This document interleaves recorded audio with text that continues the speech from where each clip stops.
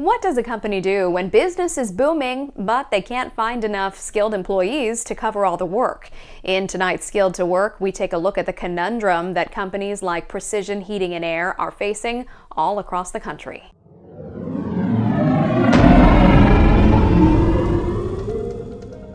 Derek Ware started his company over a year ago, and now he is ready to expand to other Mississippi markets. He explains the problem he has in finding enough willing employees to fill the positions he is offering. Well, just say right now, we're trying to expand my business, and I'm wanting to move into different sectors of Mississippi. We're trying to open up an office in Jackson right now, and futuristic, and then the next year I want to go to Gulfport. What I'm having issues right now is for one, getting people in for the interview process. That's been the hardest thing, and then finding any type of skilled laborer, because we can train anyone, I would think, and to teach them how to do portions of what we do to help us out.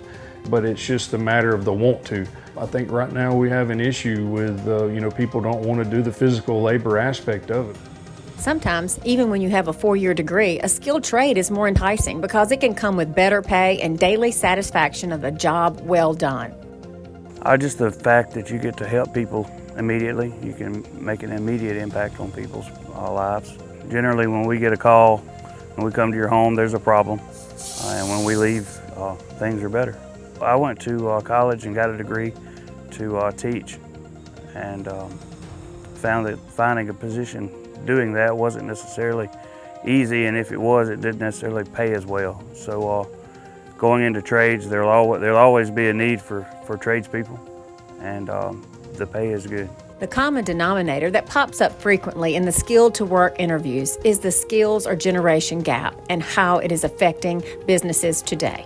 I think there's a huge generational gap from our parents and my parents, and then to me, and then to the next generation, because it's, I guess it's how we're raised, and the technology sector is pushed more people into wanting to do what you're doing right now behind the camera, I guess you would say, is more not as a skilled labor, but for learning for HVAC, plumbing, land brick, roofing, every contractor aspect. I think there's a shortage and gap for need, and I think there's a lot of times there's people don't know that it's easy to get into.